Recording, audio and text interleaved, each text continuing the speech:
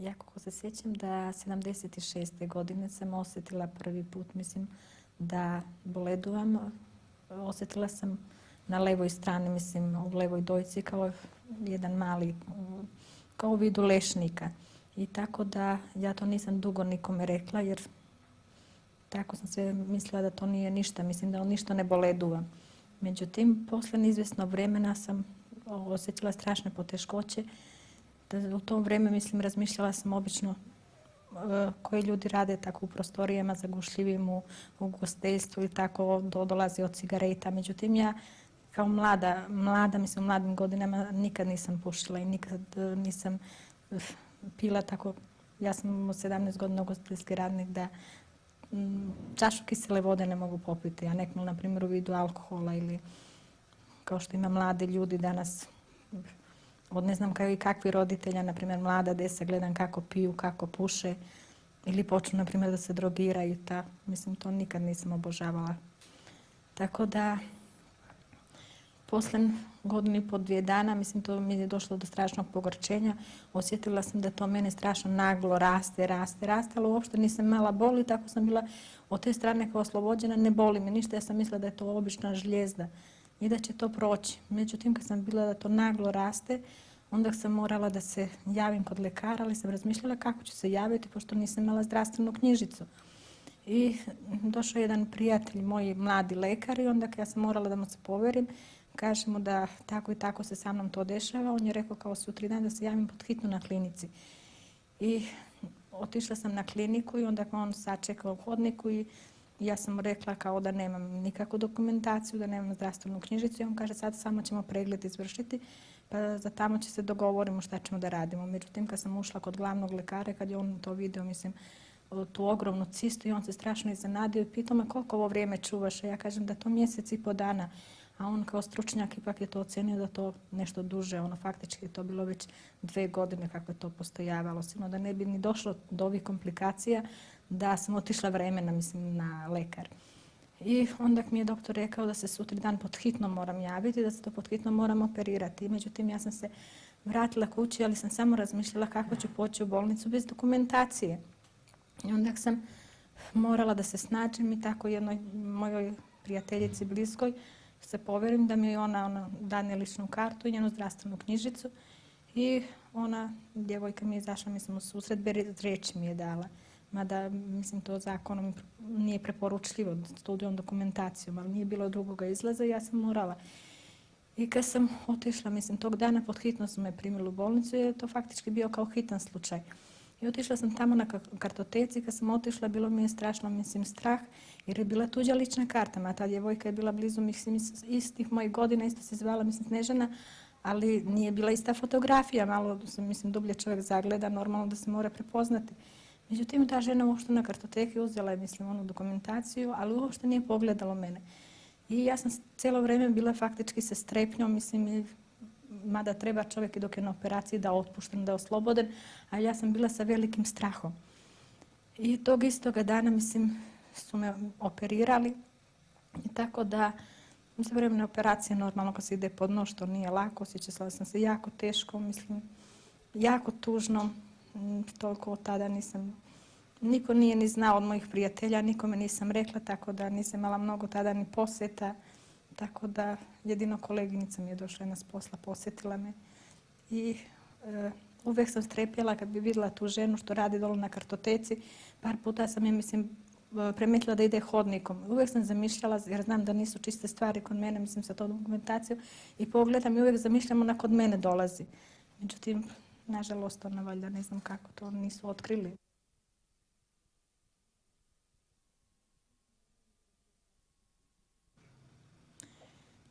Pamtim dobro da je to bio 22. decembar 78. godina kad sam se operisala i tada je to bilo pred Novu godinu. Zadržali smo me samo 6 dana i zato što je bila Nova godina i lekar je rekao kao da se dobro osjećam i da treba da izađem kući. Međutim, ja kad sam izašla kući za Novu godinu sam se osjećala relativno, mislim, dosta lošom.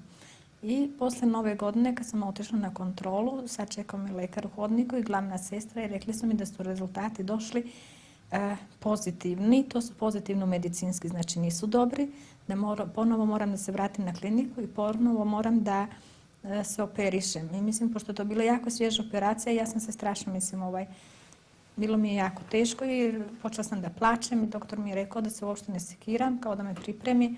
Rekao, jer vidite ovu pepeljaru, pa kad baciš pepo, a ne operiš, tako je kod tebe jedan zaostatak ostao unutra koji treba da se ostrani. Tako da mi je rekao, to je bilo negdje utorak, da dođem u četvrtak, imaće slobodno mjesto i ja sam došla u četvrtak ujutro i ponovno su operisali 11. januara.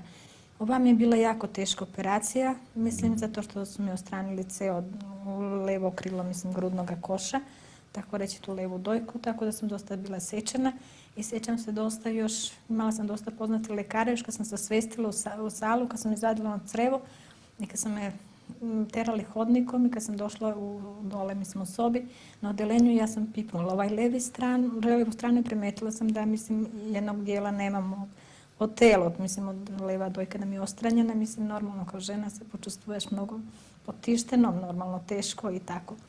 I ta 3-4 dana jako loše sam se osjećala, ali poslije sam se tako već bila 10 dana, kao 10. dan, rekli su mi da je sve u redu, da je rana zarasla, kao mogu da izađem. Međutim, kad sam izašla kući, normalno sama sam bila i bilo mi je jako teško jer sam trebala o sebi da se brinem. Ali morala sam poslije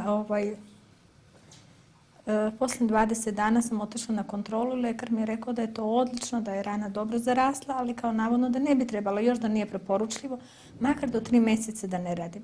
Međutim, ja nisam imala uslova dakle da živim i ja sam morala, jer za taj mjesec što sam bila u bolnicu, ja nisam dobila novac, gdje sam mama radila u klubu književnika, ovaj gazda me nije isplatio, što to nije regulirano, mislim da taj svugdje prvi mjesec bolovanja preduzeće plaća.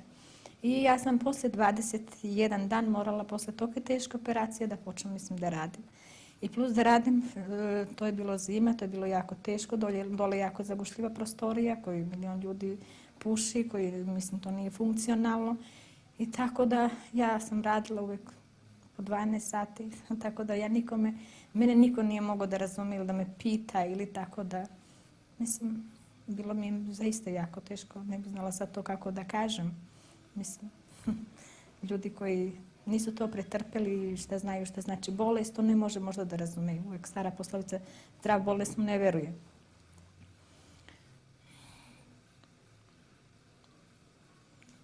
I tako da sam se ja posle naglo, bez obzira što je to, što sam počela da radim, ja sam se posle naglo počela oporavljati.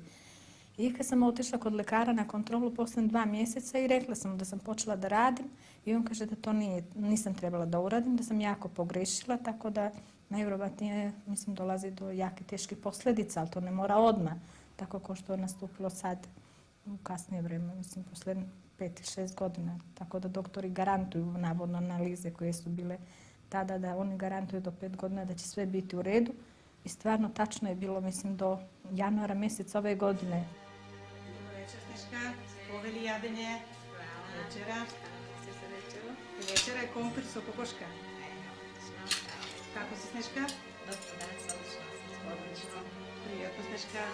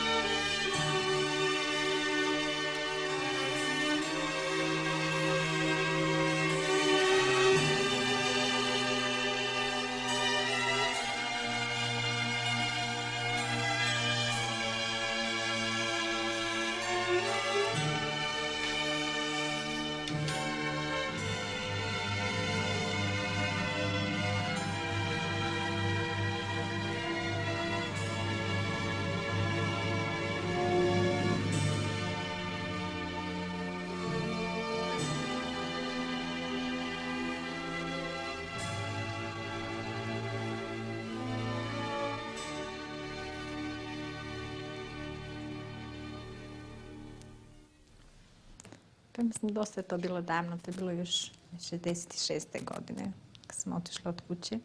Bila sam dosta relativno mlada, tako da ne može čovjek da se posjeti baš svaki detalj, ali mislim, možda se posjetiti, reći ću. Tada sam imala 17 godina, 18 mi je bila. Mislim da to mogu da kažem da je to relativno mlad, ne, čovjek. I tako imala sam neke zamjerke sa roditeljima. A posebno, mislim, sa ocem. Imala sam strašno strogog oca, mislim, dosta patrijarhalnog. Mislim, nešto nemoguće što ne mogu da objasnim kako može da bude to roditelj. I kao dijete nisam mnogo razmišljala. Tako da, tamo gdje smo živjeli u Bijelom Polju, ja sam jedan put bila otišla, mislim, od kuće i on me kod jedne naše daljne rođake pronašao. I ona mi bi bila jako strašno lepo prihvatila. Ja sam imala dugačku kosu i ona me drugi dan odnela kod frizera i osekla mi, mislim, tu kosu i poslije 3 dana otac došao i pronašao me kod nje i strašno se, mislim, s njom posvađao i odno me kući, strašno me, mislim, dosta ovako istukao i tako da je to bilo negdje proleće, sjećam se dobro. Preko leta strašno me maltretirao i sve to kao htio da mi se na taj način osvijeti zašto sam bila otišla kod te rođake. I ja kao dete nisam mogla zaista više da izdržim i nisam razmišljala uopšte gdje ću kad sam otišla od kuće.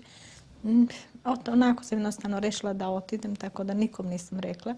I otišla sam u nepoznat pravac, mislim, ali nisam niti imala novca, niti imala dokumenta i otišla sam tamo gdje njegova sestra živi, tatina sestra u Sivcu. I tamo tetka me je prihvatila, mislim, ali normalno tako hladno jer je brzo od mog tate stiglo pismo da sam napustila, mislim, kuću tako samovlasno. I sjedila sam jedno mjesec dana, ali normalno svakog gosta za 3 dana dosta, pa tako sam se ja nelagodno osjećala kao već više punoletna i tako da bi trebala ili da radim sve, ali da sam otišla tamo u tom mjestu gdje ona živi u Sivcu u jednoj privatnoj restoranu. Tako radila sam jedno par mjeseci, pošto je jedna žena bila, mislim, na porodilno bolovanje, pa sam je ja zamjenjivala. Međutim, kad se ta žena vratila, onda ja nisam mogla više da radim, mislim, zato što nije bilo potrebno radnika toj gospođi. I onda sam ja otišla od tetke i bila sam još vrlo malo, to je bilo hladno vreme, zima. I razmišljala sam gdje ću hladno vreme i onda kad idem kod strinu Novi Sad. I strina, pošto stric mi je jako relativno mlad, mislim, umro, ona živi sa 2 djece i sa vrlo malom penzijom. I tako pokušala mi da mi nađe posao, ali nije bilo neuspješno i onda sam radila kod njenog brata strica, isto je bio restoran jedan, tako jedno par mjeseci. Ali kao svaki privatnik, oni vole da menjaju radnu snagu i tako. I onda sam i tamo otišla, mislim, iz Novog Sada. Tako da je moj otac pisao istrini isto pismo i da je bio on strašno navređen, što sam ga kao je tu uvredila kao roditelj, što sam otišla, jer to u Crnoj Gori to je strašno da dete otide od kuće. Mislim, jer stvarno, mislim, tamo su ljudi strašno patrijarhalne mišljenja i tako još dan današnji, mislim, ta sva moja porodica i braća, mislim, bez obzira na sve što je, mislim, dosta smo patrijarhalni, mada možda ja i to oko sebe još po tradicijama. I onda sam otišla u Aleksinicu, zapoznala sam jednu prijateljicu moju iz Aleksinca i otišla sam kod nje na goste, tako da sam i otišla isto u Aleksinicu. Sam bila 2 godine tamo, sam radila isto u Aleksincu, tako da uvijek mi je teško, mislim, i burno život prolazio, zato što tada sam mnogo, mislim, patila za, ne kažem za roditeljima, nego za braćom i za sestrom, normalno kao dijete me vuklo, tako da. I onda kad sam bila tada relativno, ja sam par puta pokušala, pisala im pismo, međutim nisam nikakvog odgovora dobijala, a kad je prošlo 2 godine, onda sam ja rešila da otidem kao da ih posjetim, mislila sam da se moj tata kao razljutio, međutim, nažalost, ljutina ga nije bila još prošla. Ja nisam smjela da otidem kući, nego sam otišla kod prvo komšije naše, što smo jako dobro živjeli. I ta komšinica i komšija vrlo lepo su me normalno primili, kao i obradovali se. I kao uvijek mog oca, taj komšija je bio jako stari čovjek i kao rekao, Milorade, dete je pogrešilo pa oprostio i djeca danas greše i mi smo grešili da smo bili mladi. Međutim, moj tata nikako nije to htio da oprosti I ja sam ostala tu noć da spavam kod tog komšije, međutim on je došao uveče, bio strašno rezultiran i rekao je da moram da samo da prespavam i kao sutri dan da napustim to mjesto. Međutim, i dosta mi zapretim da ne smijem više nikada se pojavim. I kao rekao mojoj braći i sestri, ako mi ikad iko potraži, kako i njih će ih ubiti iz pištolja. I ja sam odmah sutra ujutro, mislim, ostala i mislim, napustila to mjesto.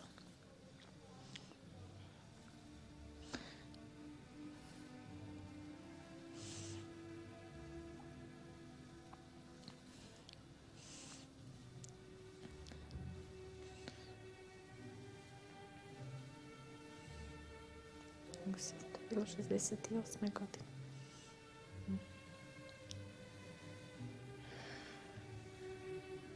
Onda 69. godine mislim da sam došla u Skoplju.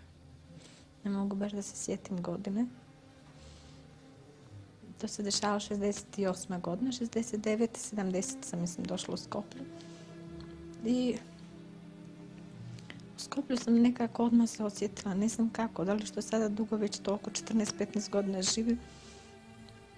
Onda sam otišla kod jedne familije, u stvari ovdje oni nisu imali djece, u Vodno ovdje. Taj čovjek je sad umro, ta žena je samo živa, oni nemaju djece, on je Elisije Popovski.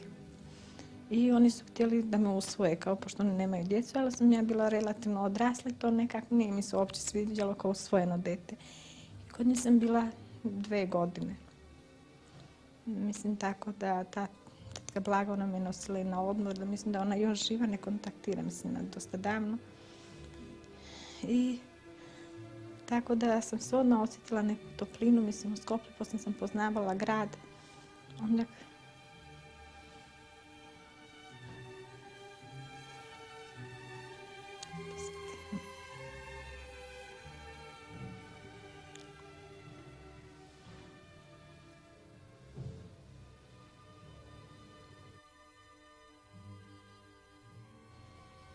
poslan u Skoplju kad sam radila sam u kiseloj vodi, tamo u Šampionu. Tamo sam dosta dugo radila, ne mogu da se sjetim baš vremena. Isto radila sam negdje 1,5 – 2 dana.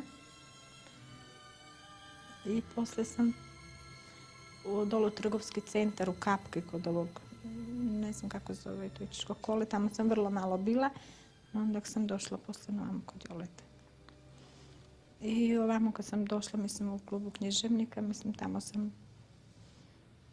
već posle te prve godine normalno da sam zapoznala ljude, dok sam zapoznala, mislim, narod, bilo mi jako teško i uvijek mi, pošto sam znala, mislim, svoju tegobu i tako sam se osjećala jednostavno kao mnogo usamljeno i tako nisam mogla nikome da povjerim, mislim, šta se dešava sa mnom. I tako da sam jednom mom prijatelju povjerila jedan put da nema, mislim, dokumente, pošto već sam bila dosta odrasla i normalno, tako kad sam mu rekla da nemam ni ličnu kartu, da nemam ništa, on uopšte se iznenadio jer čovjek na 27-8 godina da nemaš dokumentacije, to je nelogično danas, mislim, u svaki građanin u Jugoslaviji da je prijaven i tako da. Faktički ja tamo još nisam ni odjavljena jer oni su me prijavili u Skoplju, tako da ja u Crnoj Gori još nisam prijavljena, ja faktički 2 žitela nosim. I u Crnoj Gori sam prijavljena i u Skoplju. Tako kad su me tražili, mislim, po jednoj dokumentaciji da Crna Gora daje izjavu da ja nisam odjavljena, a žitelj sam na Skoplju, postala bez odjave. Mislim, tako da. I to i moj prijatelj je sve shvatio, mislim, kakva je situacija i pitao me za tako. Ja sam mu sve ispričala da kako sam otišla, kako šta i on je rekao da će mi u svakom slučaju, mislim, pomoći. I pisao je opštini mojoj tamo u Bijelom Polju i oni su dugo vremena mi nisu poslali, nikakvog odgovora uopšte nije bilo. Međutim, tokom na godinu dana poslali su odgovor i poslali su mi izvod iz matičnih knjiga. I tako da vrlo brzo kad sam dobila izvod iz matičnih knjiga, mislim, dobila sam sve dokumente, nije bilo nikakvih problema. Postala sam žitelj na Skoplju, izvadila ličnu kartu, izvadila pasoš, ali nažalost zdravstvenu knjižicu nisam dobila, mislim što je neophodno svakom mladom čovjeku, tako da to zdravstveno pitanje nije mi bilo, mislim, regulirano. Iako sam tamo toliko dugo radila, Sopstvenici nisu me htjeli prijaviti, tako da radila sam 7-8, koliko ne sjećam se, 8 godina, tako da sam ostala bez svoje zdravstvene, knjižice. U klubu književnika, sam počela da radim još 74. godine. Sjećam se dobro kakva sam izgledala tada, kakva sam sada. Stvarno da čovjek se za 10 godina, naglo menja. A naglo se menja zato što radi jedan opterećen, život, jedan neuredan život živim. Zato što ipak ugostiteljstvo je dosta teško, ali ima razlika od ugostiteljstva do ugostiteljstva. Ja kad sam došla 74. godine, sjećam se dobro, imala sam 100.000 platu.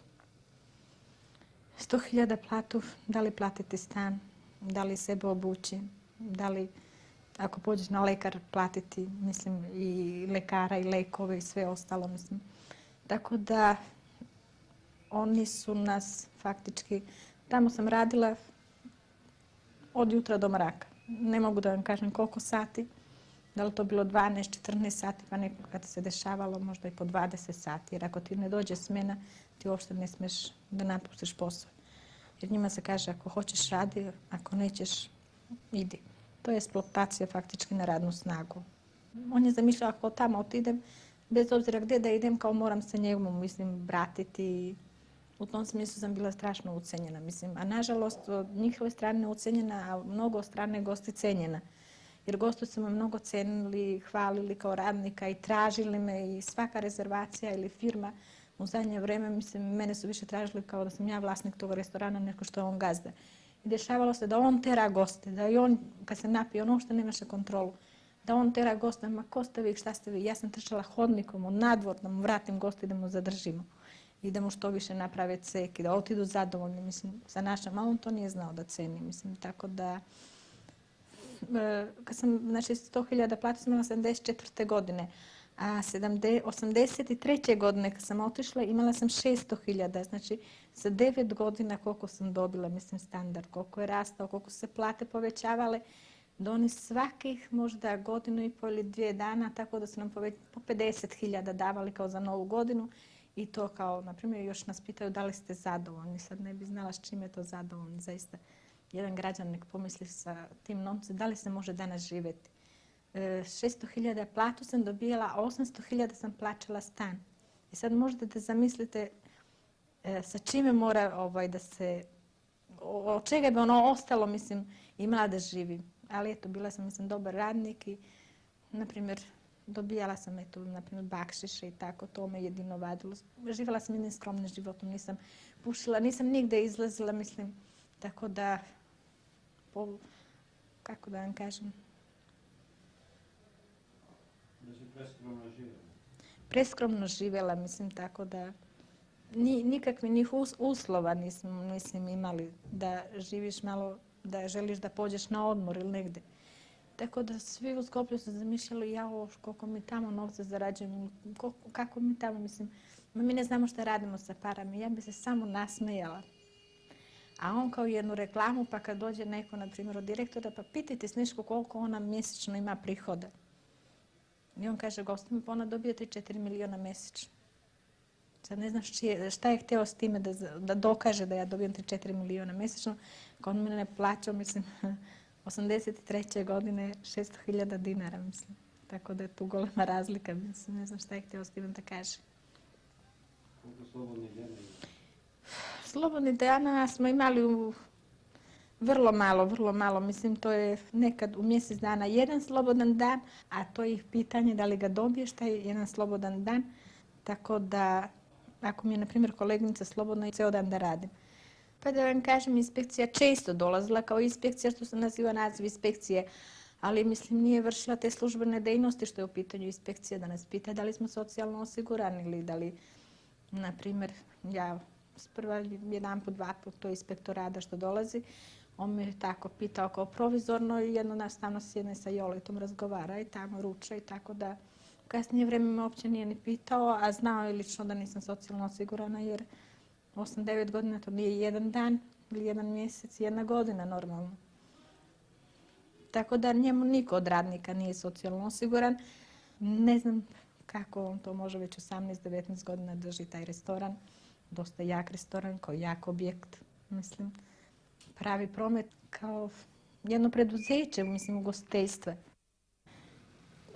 83. godine, tako mislim, bilo mi je teško, osjetila sam jednu promjenu, uvek u pitanju na zdravlje, to sam osjećala jesen, zima, više mi je, mislim, bilo teško. I bila sam strašno preopterećena i mislim tako da sam rešila ovamo da s posla napustim ovaj posao. Izašla sam, kako da vam kažem, na jedan mnogo golem rizik. Ipak sam, tako reći sad, punoletna, razmišljaš gde ćeš, šta ćeš i sve. Ali više mi je bilo, nisam znala šta da radim, jer stvarno raditi po ceo dan, to je bilo jako neizdržljivo. I rekla sam, evo, izaći ću, pa makar ne znam gde ću naći posao, valjda imala sam toliko dosta poznati prijatelja, neko će mi izaći u susret. I to je jedina sreća, mislim, što me poslužila, što sam se sad zaposlila, mislim, jednu ustanovu, jedno preduzeće. I sad prvi put radim u preduzeće, mislim, u državnu ustanovu i kad pomislim šta znači privatnik i šta znači preduzeće, mislim, ipak državna ustanova, ja bi svakom privatniku stavila ključ na vrata. Vrlo rado, od svoga srca, mislim da sam ja stvarno zakon. Zato što mnogo, mislim, maltretiraju radnu snagu, nezakonito postupaju prema radnicima i tako da bi to trebali vlast i ljudi koji to slušaju ili rade na tome, da se neke zaista merke, mislim, preduzmu. Tako da, jedino u životu sam imala tu sreću kad sam od tamo napustila posao, mislim, posle 10 dana mene su mi ponudili ovamo Palas Turist, tako slučajno i spontano, mislim, je to izašlo. Ja se uopšte nisam interesirala za posao, da sam srela njihove ljude i čula sam da otvaraju jedna ekonomska jedinica, mislim, sektor na ugostiteljstvu. I sami su me oni pozvali, rekli su mi da si ti jako dobar radnik, mi te znamo, cenimo. I vrlo je radnika malo kao što si ti bila, jer uvek su dolazili vamo kod Joleta, uvek su dolazili i uvek su mene tražili i pitali gde ti služiš. I tako, mislim da nije bilo problema kad je bilo u pitanju za primanje kod njih na posao.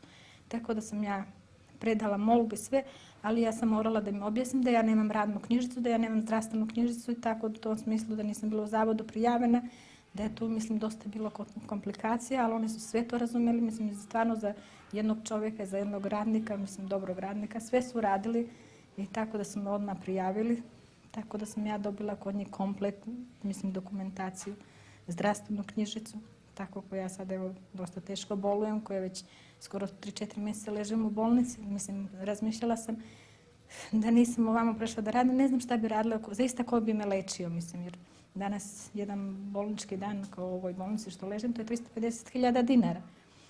To je ipak suma novca koja košta, bez obzira koliko je čovjek imućan, da to ne može se platiti.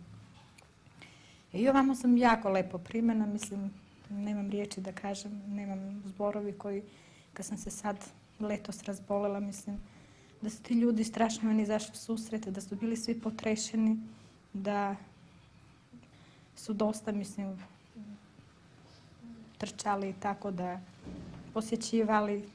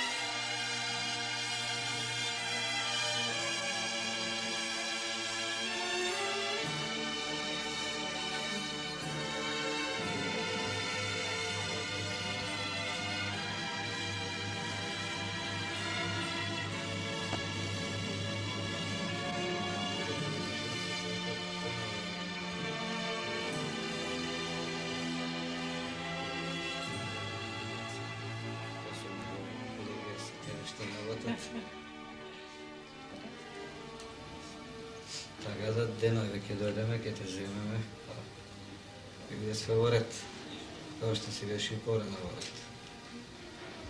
Нешто да те интересира од работата, нешто така. To je normalno, uvijek me interesira. Често те обавестуваме, Da, редовно. da.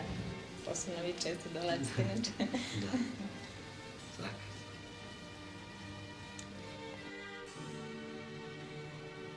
Mislim, dolazila do teške situacije letos kad sam se razbolila, bila sam strašna, mislim. Ne možem da vam objasnim kako mi je bilo teško, to mi je najteže, mislim, bilo letos. Do letos ja nisam znala od čega boledu. Nisam uopšte razmišljala, to je bolje čovjek da ne razmišlja i da nije zapoznat, mislim, sa dijagnozom na bolest. I tako da, letos kad sam se razbolila, pitali su me, mislim, ovi u firmi normalno, da li želim neko da me posjeti, mislim, da li želi nekog, da li imam od mojih. I mene je bilo jako teško to da im kažem, ali sam morala. I onda su pozvali jednog mog prijatelja, mislim što mi je vadio dokumentaciju i on je sve znao meni jer ja sam sve pričala. I on je poslao, mislim, telegram mojoj braći tamo gdje se nalazi u Kragujevcu i oni su dobili telegram, posle 18 godina su saznali faktički da ja negdje postojim. I onda su mi došli braće, dve snajke, oba dvojica braća i sestra mi je došla, to je bio 4. juli. I možda se misliš to je bio susret posle 18 godina koji se nismo prepoznali. To je bio 4. juli, oni su rano, pošli su 1 sat noću iz Kragujevca i stiglo su oko 7 sati. Ja kako sam ležala, vrata sam bila otvorena i rekla sam ovoj ženi što ležala sa mnom, kažem, jao Bože, što su vi dvojica rano poranili. A čula sam na hodniku da pitaju sestru koja je dežurna i pitali su je, sestra da vas pitamo nešto, stigla nam je telegram, sestra nam je teško bolesna i kaže leži na ovoj bolnici. Oni kažu kako se zove i ona im je rekla, ona kaže idete to iz te 11 sobi. I oni su došli do brata i stari brat je rekao kao nije ona. Ja nisam mogla da ih prepoznam jer mlađi brat mi ima 8 godina, sad ima 24 godine, to je golema razlika, a stari brat ima 26 godina, ima 44 godine. I samo kad su došli do mene, onda sam malo podigla glavu i pitala mog brata, kažem, da li ste vi to vas? A on je rekao jesam. On je pitao mene da li sam ja ta, ja kažem jesam. I onda oni su počeli puno da plaču. Ali mene je bilo toliko jako preseklo, ja sam ostala i bila sam najhrabra i kažem nemojte plakati jer ja sam puno bolesna, mislim dosta ću se potresti ili dobiti temperaturu. A on kaže, onda su se malo čutili i kaže da smo došli snajke i otišao mlađi brat dole i doneo ih. Tako da ja sam sve zamišljala da to sanjam.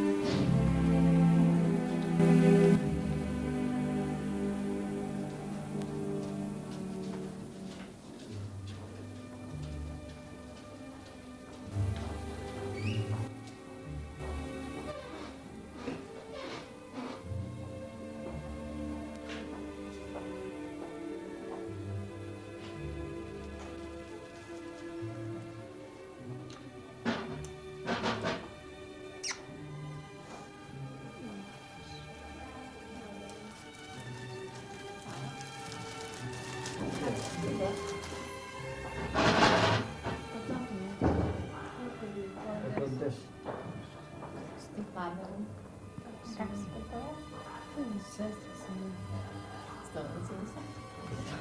Da se... I sama baš.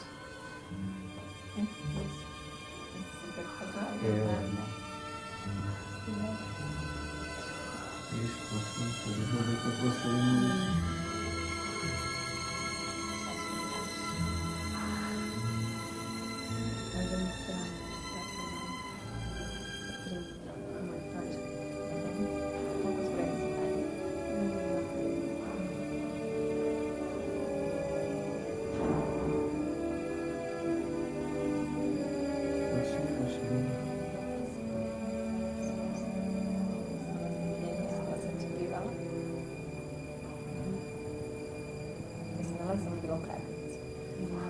Znala sam te. Tvoja koleginica na koncu Kragujevac. I onda kad sam je znala sam da je tako.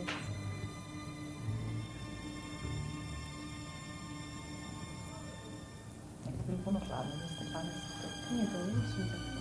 Uvijek su mi hladno. Nije ti hladiš svo.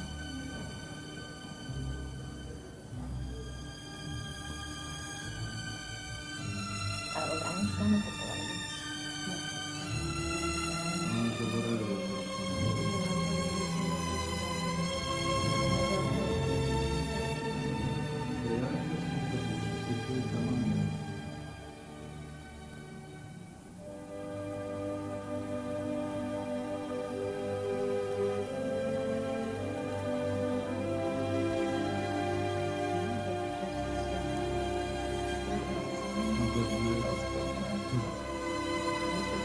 Zajedno sada, ne? Gdje ste bili sklone? Mislim, ja sam prošla hodniku, nisam vas spomenula. Do klub rekla.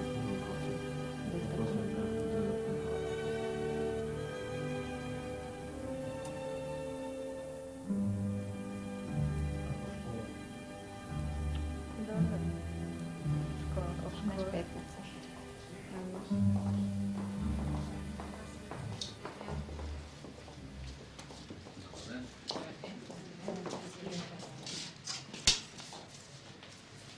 Znaš kako si? Dobro, doktore. Dobro. Ja sam da je dobro za danas. Mislim da nema ništa. Ne, još sam je terapiju. To je staro završio, mislim da si jedan bavaš nekad, ne? Da, nadam I se. četvrtog, petog, možda onda 15 dana pa se vidi. Hvala, doktore. Ajde. Prijatno. Jedno.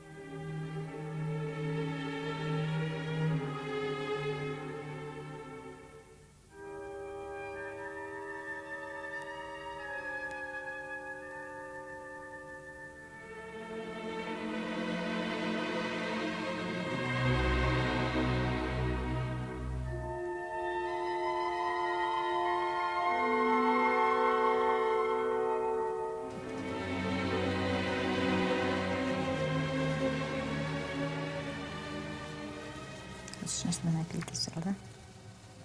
Kažeš šta hoćeš. Htjela sam da te pitam to. Kako je došlo do toga da ne živim sad s tobom? Da sam drugim i tako. Pa tada kad si ti rodila, mislim, ja nisam bila nigdje zaposlena, nisam bila sređena. I kada sam se porodila, onda u bolnici nije bilo nikakvog izlaska, dugo su me zadržali. I nisam imala stan, nisam imala gdje da izađem i onda toj socijalnoj radnici sam rekla u bolnici da nemam gdje i onda su me zadržali oko mjesec i po dana. Međutim, kad sam se tamo porodila, ja sam upoznala jednu ženu i oni su mi bili obećali kao navodno da će me primiti s tobom.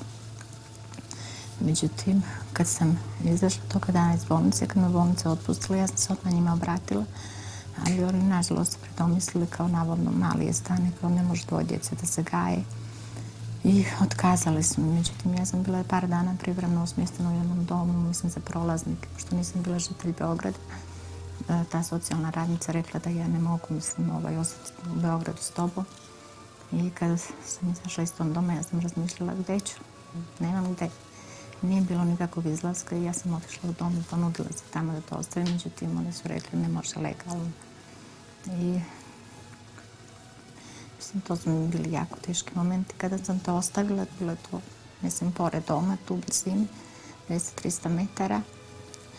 Ali ja sam se bila dogovorila sa jednom, mislim, čistačicom iz doma, pošto ona blizu tu stanuje, da mi ona kaže da li su te doneli.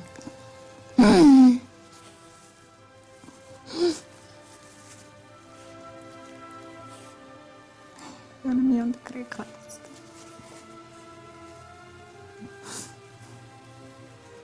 ste donijeli. Onda ja sam se dogovorila, bila sa ovom Katarinom, da se javim njoj.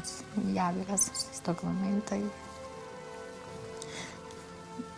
su me bili primili kod njih, pošto ona nije imala mlijeko, ona je bila žena 40 godina. I onda sam ja njihovog malog dojila, mislim, produžila iz toga dana da ga dojim, da kajem, da bi mogla tebe da gledam. I tako da sam bila jedno 7-8 mjeseci. I dolazila sam redom gledati se. Strašno napredovala, bila lepa kao beba, mislim. Ja sam strašno čajavala. Međutim, bilo je nekih rizoglasica, mislim, kod njih, tako da sam ja otišla kod njih, ali otišla sam naposljedno na Beograd.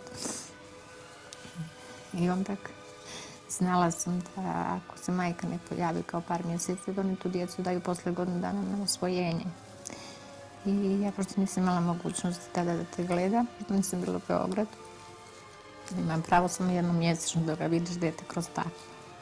Na 15-20 minuta, da više nisam tražila. Jer mislila sam sinu posle godinu dana da su te negdje dali da su to osvojili. Međutim, godine prolazili i onda to sam saznala da mislim, ta Katarina se javila kod moga brata kad mi je moj brat došao i dao adresu njenu telefon, jer ja sam bila zborava zato što nisam se kontaktirala. I kad sam se njoj izjavila i onda na telefonu mi je rekla da se u jednoj familiji, mislim, smjestena u domu, ali da nisu usvojena. I ja sam se odmah javila ovoj socijalnoj radnici u domu. I rekla mi da se jako prekrasna, lepa djevojčica, odlična učenica i sve najlepše. I kao da će ona razgovarati, da li želiš da vidiš majku, tako.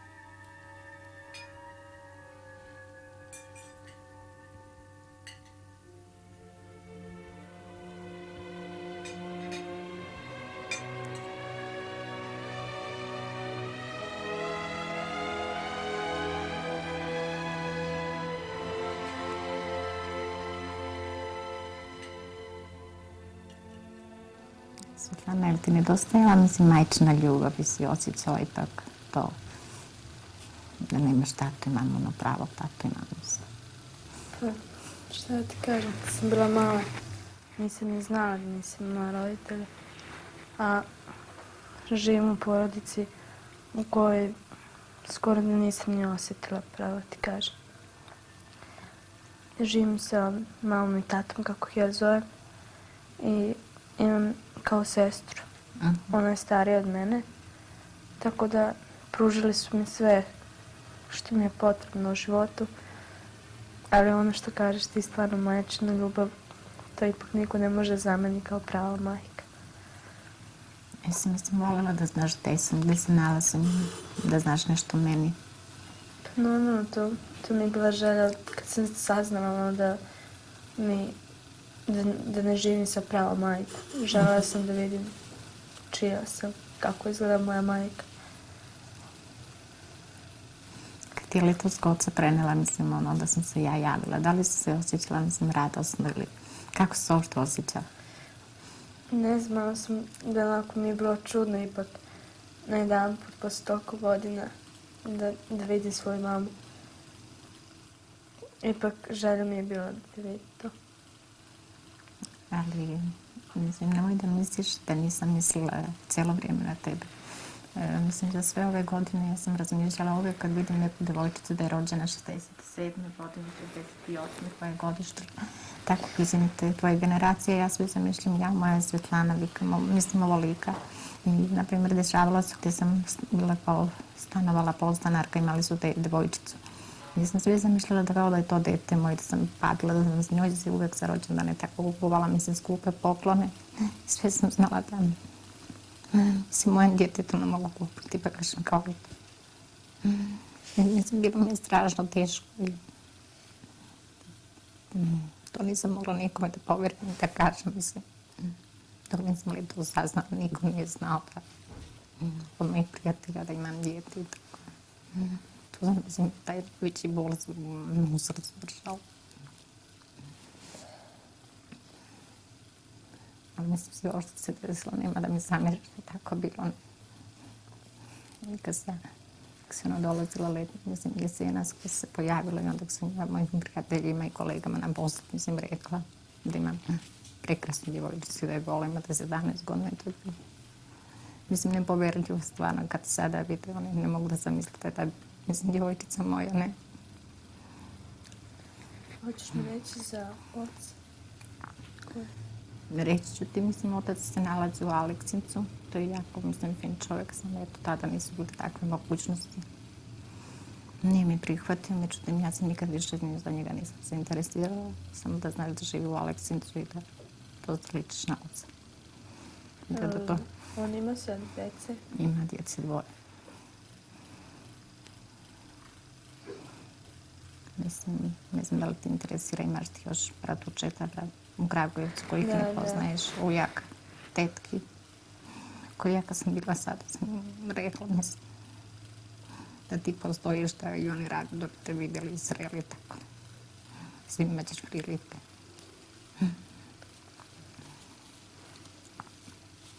Je li drago što si došla u Skoplje? Što smo se uopće vidjeli? Jes. To je moja bila želja kad sam saznala da ipak te vidim, da s tobom popričam, da imam jednu jasniju sliku o svom životu. Jel su interesirali, mislim, tvoje drugarice kad se vratila u Beograd, kako si prošla kad se ona dolazila? Svi su me pitali kako bi bilo. Onda kad sam im pokazivala slike tvoje, nisu prosto mogli da poveru da si mi ti majka tako mlada i to. Da ti si me zamišljala kao puno starija. Da, pošto sam ranije već vidjela jednu sliku. Pre 15 godina, 16.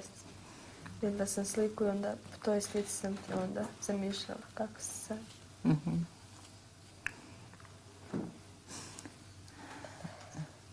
Svetlana, ovdje je jedan lepi, prekrasan poklon od jedne moje koleginice, to je Mira Pletikosa. Mislim, koja mi je mnogo izašla u susret i posebno je bilo drago kada je čula za tebe i jedan jako lep privezak, slovo me, ti ga poklanja. Mislim, meni te je rekla da ga poklonim tebi. Zahvalili su puno moje ime. Hoću. Stvarno je div.